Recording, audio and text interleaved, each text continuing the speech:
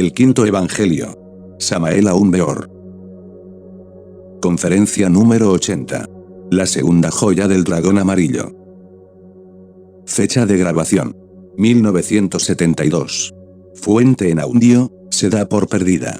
Lugar de grabación: Guadalajara, Jalisco, México. Contexto: tercera cámara. Es claro que nos toca irnos independizando cada vez más y más de la mente. La mente ciertamente es un calabozo, una cárcel donde todos estamos prisioneros. Necesitamos evadirnos de esa cárcel si es que realmente queremos saber qué cosa es libertad, esa libertad que no es del tiempo, esa libertad que no es de la mente. Ante todo, debemos considerar a la mente como algo que no es del ser. La gente, desafortunadamente, está muy identificada con la mente, dice, estoy pensando. Se siente siendo mente. Hay escuelas que se dedican a fortificar la mente. Dan cursos por correspondencia, enseñan a desarrollar la fuerza mental, etc. Todo eso es absurdo. No es fortificando los barrotes de la prisión donde estamos metidos lo indicado, lo que necesitamos es destruir esos barrotes para conocer la verdadera libertad que, como les he dicho a ustedes, no es del tiempo. Mientras estemos entre la cárcel del intelecto, seremos incapaces de experimentar la verdadera libertad. La mente, en sí misma, es una cárcel muy dolorosa, nadie ha sido feliz con la mente, hasta la fecha. ¿Cuándo han conocido al primer hombre feliz con la mente? La mente hace desdichadas a todas las criaturas, las hace infelices. Los momentos más dichosos que hemos tenido todos en la vida, han sido siempre en ausencia de la mente, ha sido un instante, sí, pero que ya no se nos podrá olvidar nunca, en tal segundo hemos sabido lo que es la felicidad, pero ha durado solo un segundo. La mente no sabe qué cosa es felicidad, ella es una cárcel.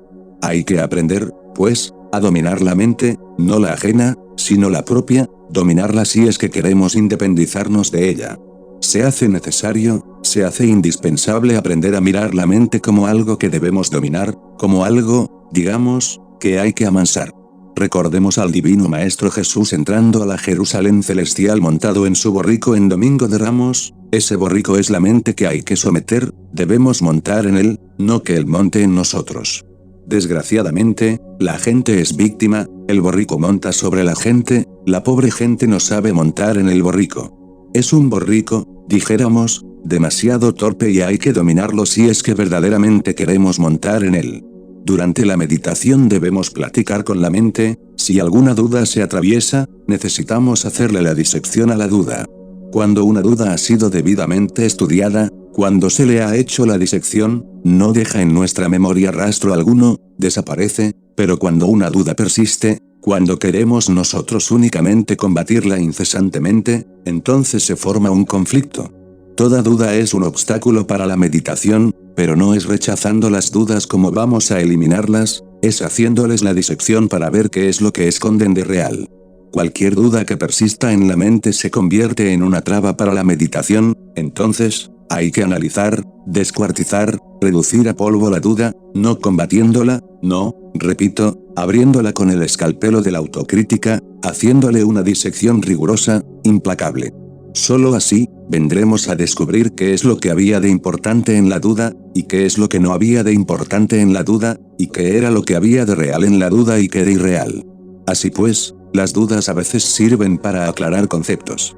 Cuando uno elimina una duda mediante el análisis riguroso, cuando le hace la disección descubre alguna verdad, de tal verdad viene algo más profundo, más sapiencia, más sabiduría. La sabiduría se elabora, pues, sobre la base de la experimentación directa, sobre la experimentación propia, sobre la base de la meditación profunda. Hay veces que necesitamos, repito, platicar con la mente, porque muchas veces, cuando queremos que la mente esté quieta, cuando queremos que la mente esté en silencio, ella persiste en su necedad, en su parloteo inútil en una lucha de antítesis. Entonces, es necesario interrogar a la mente, decirle, pero bueno, ¿qué es lo que tú quieres, mente? Bien, contéstame, explícame, ¿qué es lo que tú quieres? Si la meditación es profunda, puede surgir en nosotros alguna representación, en esa representación, en esa figura, en esa imagen, está la respuesta. Debemos entonces, platicar con la mente, y hacerle ver la realidad de las cosas, hacerle ver que su respuesta está equivocada, hacerle ver que sus preocupaciones son inútiles, y el motivo por el cual son inútiles. Y al fin, la mente queda quieta, en silencio. Mas, si notamos que nos surge la iluminación todavía, que aún persiste en nosotros el estado caótico, la confusión incoherente con su lucha y su parloteo incesante, entonces, tenemos que llamarla nuevamente al orden, interrogarla, bueno, ¿qué es lo que tú quieres? Decirle, ¿qué es lo que tú andas buscando? Porque no me dejas en paz. Hay que hablar claro y platicar con la mente como si fuera un sujeto extraño, porque ciertamente ella es un sujeto extraño, ella no es el ser, entonces, hay que tratarla como a un extraño, hay que recriminarla, hay que regañarla. Los estudiantes del Zen avanzado, acostumbran el judo, pero el judo psicológico de ellos no ha sido comprendido por los turistas que llegan al Japón. Ver, por ejemplo, a los monjes practicando el judo, luchando unos contra otros, parecería como un ejercicio meramente físico, mas no lo es. Cuando ellos están practicando el judo, realmente casi no se están dando cuenta del cuerpo físico, su lucha va realmente dirigida a dominar su propia mente. El judo en que se hallan combatiendo, es contra la propia mente de cada uno. De manera que, el judo psicológico tiene por objeto someter a la mente, tratarla científicamente, técnicamente, con el objeto de someterla. Desgraciadamente, los occidentales que solamente ven la cáscara del judo, como siempre, superficiales y necios, tomaron el judo como defensa personal física, y se olvidaron de los principios Zen y Chang. Eso ha sido verdaderamente lamentable. Es algo muy semejante a lo que sucedió con el tarot. Ustedes saben que en el tarot está toda la sabiduría antigua, ustedes saben que en el tarot están todas las leyes cósmicas y de la naturaleza. Por ejemplo, un individuo que habla contra la magia sexual, está hablando contra el arcano 9 del tarot, por lo tanto, se está echando encima un karma horrible. Un individuo que hable a favor, dijéramos, del dogma de la evolución, que quiere esclavizar a las mentes ajenas con el dogma de la evolución, está quebrantando la ley del arcano 10 del tarot, y así sucesivamente. El tarot es el patrón de medidas para todos, como lo dije en mi libro titulado El misterio del áureo florecer. Termino diciendo, que los autores son libres de escribir lo que quieran, muy libres, pero que no olviden el patrón de medidas, el tarot, el libro de oro, si es que no quieren violar las leyes cósmicas, y caer bajo la ley de la catancia, el karma superior. Quienes defienden el dogma de la evolución están quebrantando las leyes del arcano 10 del tarot. Bueno, después de esta pequeña digresión, quiero decirles a ustedes que este tarot tan sagrado, tan sapiente, se convirtió en un juego de póker, en los distintos juegos de naipes que hay para divertir a la gente. Se olvidó la gente de sus leyes, de sus principios. Las piscinas sagradas de los templos de la antigüedad, de los templos de misterios, se convirtieron hoy en albercas para bañistas. El toreo, ciencia profunda, ciencia taurina de los antiguos misterios de Neptuno en la Atlántida, se convirtió hoy en el circo vulgar de toros. Así pues, no es extraño que el judo Zen, o Chang, que tiene por objeto, precisamente el someter a la mente propia en cada uno de sus movimientos y jugadas, haya degenerado, haya perdido sus principios en el mundo occidental, y se haya convertido nada más que en algo profano, que solo se usa hoy para la defensa personal. Miremos el aspecto psicológico del judo. No quiero decirles a ustedes que yo voy a enseñarles judo físico, porque ni yo mismo lo practico, pero sí estoy enseñándoles un judo psicológico. Se necesita dominar a la mente tiene que obedecer, hay que recriminarla fuertemente para que obedezca. ¿Cómo es posible que estando nosotros en una práctica de meditación en instantes en que buscamos la quietud, más se impone ella, no quiere estarse quieta? Hay que saber por qué no quiere quedarse quieta, hay que interrogarla, hay que recriminarla, hay que azotarla, hacerla obedecer, es un borrico terco, torpe, que hay que dominar. Esto no lo ha enseñado Krishnamurti, tampoco lo ha enseñado el Zen o el Chang, esto que les estoy diciendo pertenece a la segunda joya del dragón amarillo, a la segunda joya de la sabiduría. Dentro de la primera joya podemos incluir al Zen, pero la segunda joya no la explica el Zen, aunque sí tenga los prolegómenos con su judo psicológico.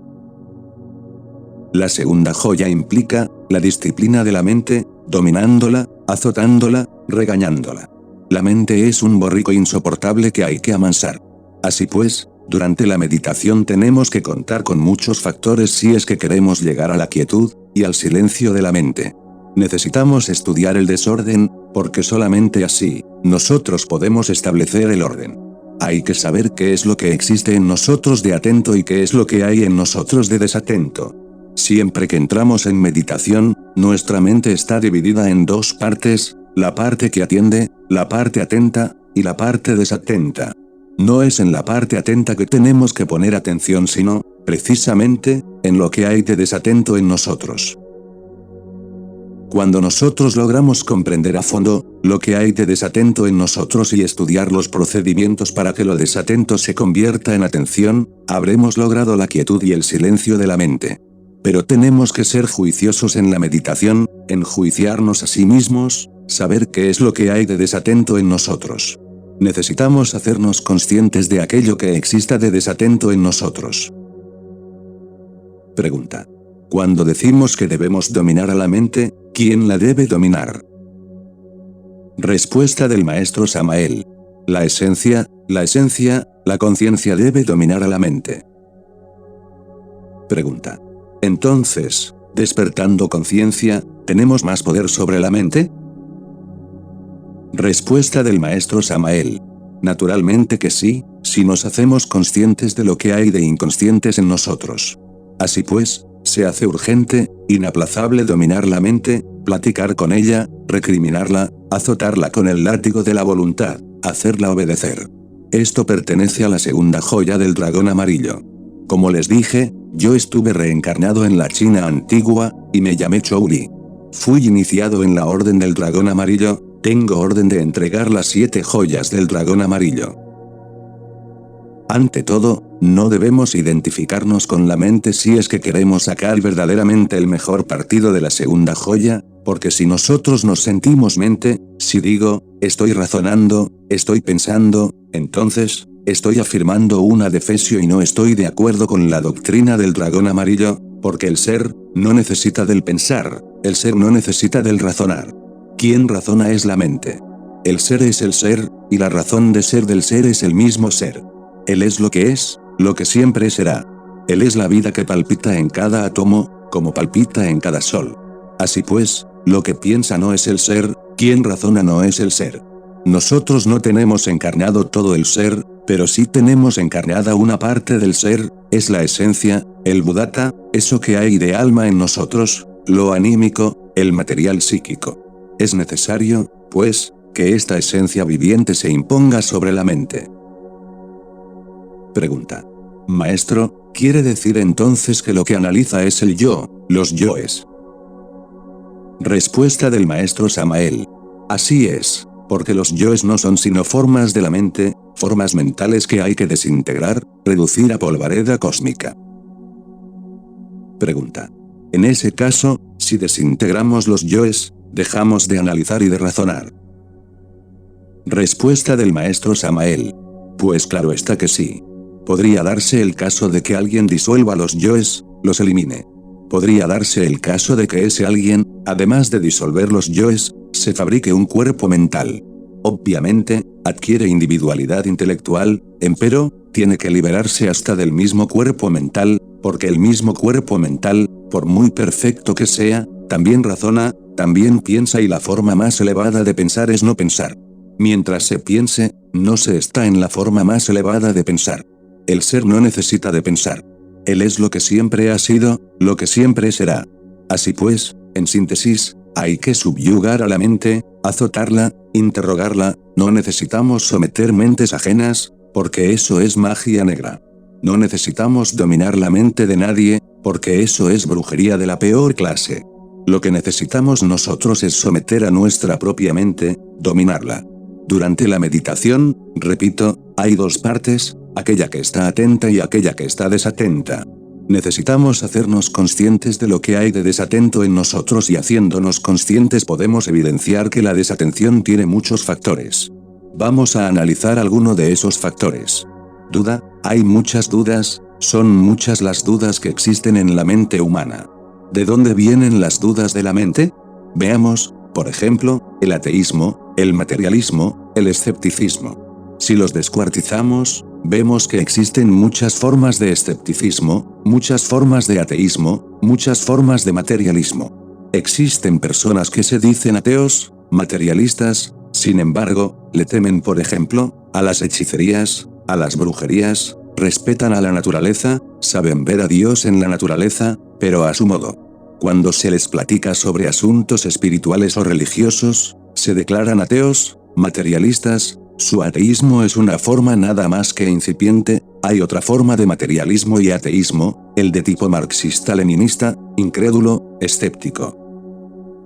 En el fondo, algo busca ese materialista ateísta, quiere sencillamente desaparecer, no existir, aniquilarse íntegramente, no quiere saber nada de la mónada divina, la odia.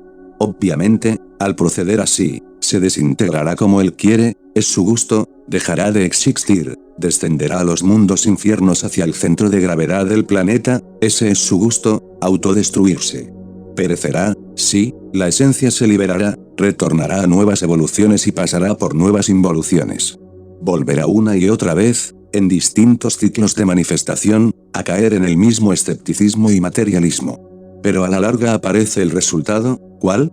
Cuando el día en que definitivamente se cierran todas las puertas, cuando los 3000 ciclos se agoten, entonces esa esencia se absorbe en la mónada, y ésta a su vez entra al seno espiritual universal de vida, pero sin maestría.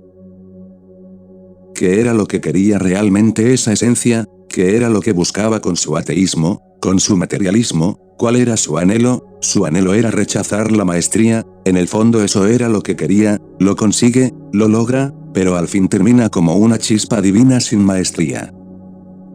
Así pues, las formas del escepticismo son variadas.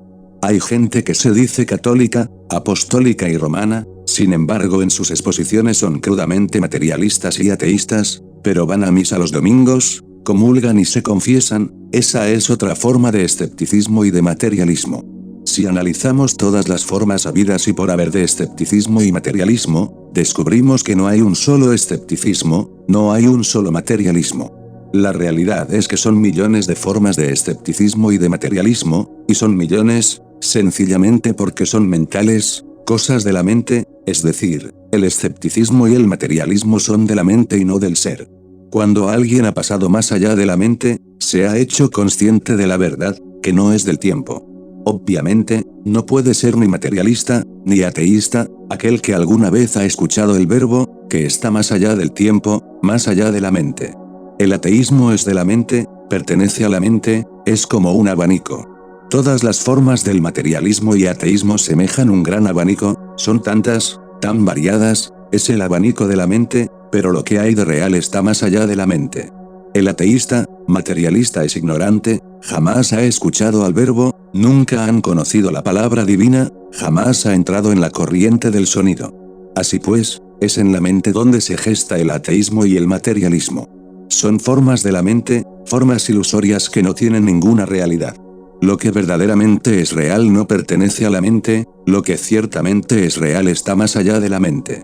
Independizarnos de la mente es importante para conocer lo real, no para conocerlo intelectualmente, sino para experimentarlo real y verdaderamente. Así pues, al poner atención a lo que hay de desatento podemos ver distintas formas de escepticismo, de incredulidad, de dudas, etc. Ya viendo cualquier duda, de cualquier especie, hay que descuartizarla, hacerle la disección para ver qué es lo que tiene de verdad, y una vez que la hemos descuartizado totalmente, la duda desaparece no dejando en la mente rastro alguno, no dejando en la memoria ni la más insignificante huella. Cuando observamos, pues, lo que hay de no atento en nosotros, vemos también la lucha de antítesis en la mente, es entonces cuando hay que descuartizar a esas antítesis para ver qué es lo que tienen de verdad las antítesis, recuerdos, emociones, deseos o preocupaciones que se ignoran, que no se sabe de dónde vienen, por qué vienen. Cuando juiciosamente vemos que hay necesidad de llamar la atención de la mente, hay un punto máximo en que uno se ha cansado, en que la mente ya no quiere obedecer en ninguna forma, entonces no queda más que recriminarla, hablarle fuertemente, tratarla frente a frente, cara a cara como a un sujeto extraño e inoportuno, azotarla con el látigo de la voluntad, recriminarla con la palabra dura hasta hacerla obedecer. hay que platicar con la mente muchas veces para que entienda. Si no entiende, pues hay que llamarla al orden severamente, no identificarse con la mente es indispensable.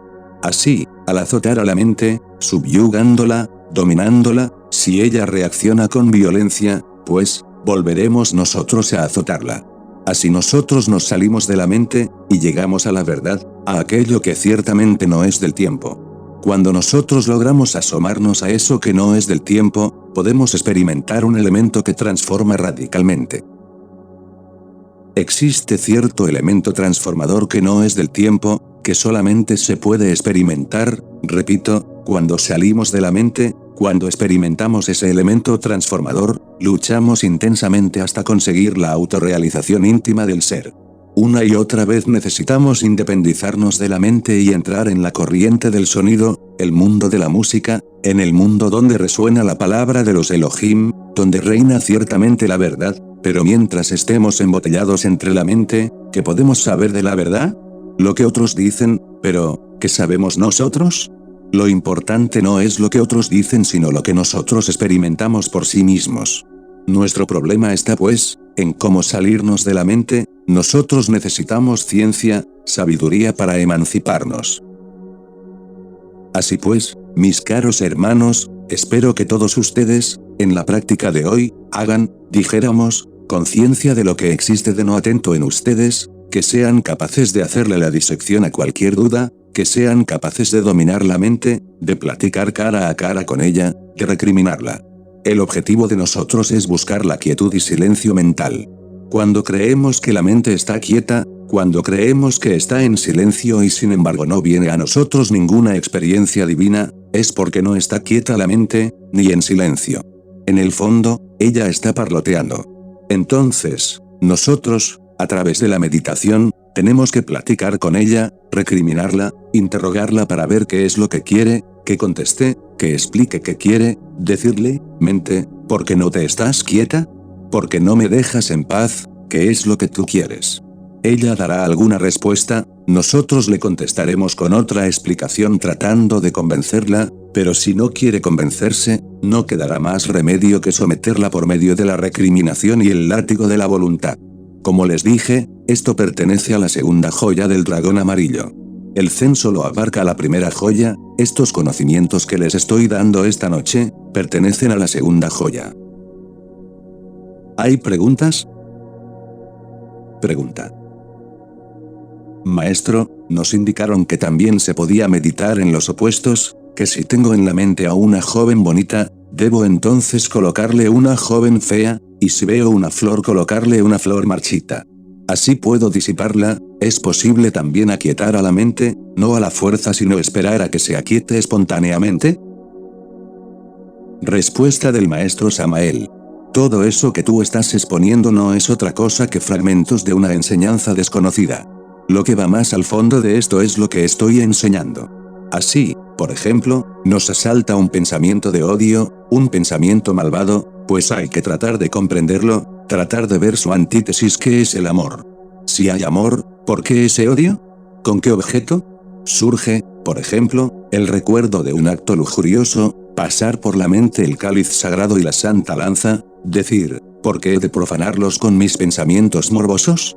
En la síntesis, pues, está la clave, saber buscar siempre la síntesis, porque de la tesis hay que pasar a la antítesis, pero la verdad no se encuentra ni en la tesis ni en la antítesis. En la antítesis y en la tesis hay discusión, y el resultado de la discusión es la solución. Eso es lo que exactamente se quiere: afirmación, negación, discusión, solución. Afirmación de un mal pensamiento, negación del mismo mediante la comprensión de su opuesto. Discusión, hay que discutir qué es lo que tiene de real el uno y el otro hasta llegar a la sabiduría, y dejar la mente quieta, en silencio. Así es como se debe practicar. Todo eso es una parte, pues, de las prácticas conscientes, de la observación de lo que hay de no atento. Pero simplemente si decimos que al recuerdo de una persona alta le oponemos enfrente a una persona bajita, y a Dios, no está correcto. Lo correcto sería decir que lo alto y lo bajo, no son sino dos aspectos de una misma cosa. Lo que importa no es lo alto ni lo bajo, sino lo que hay de verdad tras de todo eso. Lo alto y lo bajo son dos fenómenos simplemente ilusorios de la mente. Así se llega, pues, a la síntesis, a la solución. Pregunta. Maestro, yo estoy atento a sus explicaciones, pero ¿cuál es la parte que no está atenta, que no pone atención? Eso es lo que yo no entiendo. Trato de liberarme de la mente, el hecho de que yo esté captando los pensamientos, las imágenes que vienen, que las esté yo analizando para ver qué dudas tienen, es eso lo que se llama atención. Respuesta del maestro Samael. Allí hay atención, pero lo no atento está formado por el subconsciente, por lo incoherente, por la cantidad de recuerdos que surgen en la mente, por las memorias del pasado que asaltan una y otra vez, por los desechos de la memoria, etc. Pregunta. ¿Y esos hay que rechazarlos? Respuesta del maestro Samael. Ni aceptarlos ni rechazarlos, sino hacerse consciente de lo que hay no atento, y así queda lo no atento, atento en forma natural y espontánea, queda atento lo no atento. Pregunta. Maestro, ¿esto se puede hacer también en la vida práctica, cuando viene un mal pensamiento, se puede hacer la meditación en plena vida diaria? Respuesta del maestro Samael. Claro que sí, lo hace sencillamente el que está práctico, hace de la vida corriente una continua meditación, no solamente medita en aquellos instantes en que se encuentra en su casa o en el santuario, o en el lumicial practicando, sino que también puede abarcar la corriente del diario vivir, y su vida la convierte de hecho, en una constante meditación. Así es como realmente viene la verdad. ¿Hay alguna otra pregunta? Pregunta. Podemos decir que la mente es el ego, y la conciencia es el alma. Respuesta del maestro Samael. Pues sí, la mente en sí misma, es el ego. Pero es conveniente saber que al destruir el ego queda la substancia mental, puede fabricarse el cuerpo mental, pero siempre se tendrá la mente. Lo importante es liberarse de la mente, hacerse libre de ella, aprender a funcionar en el mundo del espíritu puro sin la mente. Saber vivir en esa corriente del sonido que está más allá de la mente y que no es del tiempo. En la mente, lo que hay es ignorancia. La real sabiduría no está en la mente, está más allá de la mente. La mente es ignorante y por eso se cae, y se cae en tantos errores graves. Pregunta. Maestro, ¿se sufre mucho con la mente? Yo estoy en una constante batalla con ella. Respuesta del maestro Samael. Todos los seres humanos están amargados con la mente. Vean ustedes, cuán necios son aquellos que hacen propaganda mentalista, aquellos que prometen poderes mentales, que le enseñan a otros a dominar mentes ajenas, etcétera, etcétera, etcétera. La mente no ha hecho feliz a nadie. La verdadera felicidad está mucho más allá de la mente. Uno no puede llegar a conocer la felicidad hasta tanto no se independice de la mente. ¿Hay alguna otra pregunta, hermanos? Pregunta. Cuando uno está soñando, ¿es porque no está atento? Respuesta del maestro Samael. Los sueños son propios de la inconsciencia. Cuando uno despierta conciencia, deja los sueños. Los sueños no son sino proyecciones de la mente. Recuerdo un cierto día un caso mío en los mundos superiores, fue solamente un caso de descuido, vi cómo se me salió de la mente un sueño. Ya iba a comenzar a soñar, y reaccioné contra el sueño que se me escapó por un segundo de descuido, claro, como me di cuenta del proceso, rápidamente me alejé de esa forma petrificada que se me escapó por un segundo de descuido. ¿Qué tal si yo hubiera estado dormido? Allí hubiera quedado enredado en esa forma mental de lo lindo, pero cuando uno está despierto, sabe inmediatamente que en un momento de no atención se puede escapar un sueño, y quedar uno enredado en ese sueño toda la noche hasta el amanecer. Pregunta. Yo tuve un sueño, precisamente, de cuando era pequeña. Respuesta del maestro Samael. No, allí no hubo un sueño, hubo sencillamente un proceso de recordación de su infancia, eso no es sueño, eso es diferente, eso es real, es producto del desecho de la memoria que se escapa de la mente, coincide con lo que vivió en su infancia, es un proceso de recordación. Lo que importa en nosotros, pues, es despertar conciencia para dejar de soñar, dejar de pensar. Este pensar que es materia cósmica, es la mente, porque el mismo astral no es más que la cristalización de la materia mental, y el mundo físico es, también, mente condensada. Así pues, La mente es materia y muy grosera, ya sea en estado físico ya sea en el estado llamado astral, manásico, como dicen los hindustanes. De todas maneras, es la mente grosera y material. El astral no es más que mente condensada, el físico es mente también.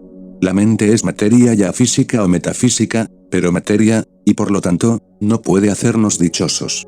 Para conocer la auténtica felicidad, la verdadera sabiduría, debemos salirnos de la mente y vivir en el mundo del ser, eso sí es muy importante. Pregunta. Maestro, ¿está usted negando el poder creador de la mente en el mundo físico? Naturalmente que, allá desde luego, en esos mundos inefables es un estorbo la mente y hay que liberarse de ella para funcionar en los mundos superiores. Respuesta del maestro Samael. No negamos el poder creador de la mente, es claro que todo lo que existe es mente condensada. Pero, ¿qué ganamos con eso? ¿Acaso nos ha dado la felicidad? ¿Podemos nosotros hacer maravillas con la mente, crearnos muchas cosas en la vida? Los grandes inventos son mente condensada, pero ese tipo de creaciones, ¿nos hará felices? Lo que necesitamos es independizarnos, salir de ese calabozo de la materia porque la mente es materia. Hay que salirse de la materia, vivir en función de espíritus, como seres, como criaturas felices más allá de la materia. La materia siempre es grosera, aunque asume hermosas figuras, es dolorosa siempre. Sí, nosotros lo que buscamos es la felicidad, pero la auténtica felicidad no la encontraremos en la materia sino en el espíritu. Necesitamos liberarnos de la mente. La verdadera felicidad viene a nosotros cuando nos salimos del calabozo de la mente, eso es lo cierto. No negamos que la mente pueda ser la creadora de las cosas, crea inventos, maravillas, prodigios, pero ¿acaso esto nos da la felicidad? ¿Cuál de nosotros es feliz? Si alguno de ustedes es feliz pues que levante el dedo, a ver, yo quisiera conocerlo. Nosotros estamos aquí porque buscamos el verdadero camino que ha de conducirnos a la felicidad. Si la mente no nos ha dado la felicidad, tenemos que saber cómo evadirnos de la mente, y ese es el objeto de nuestras prácticas y estudios. ¿Hay alguna otra pregunta? Pregunta.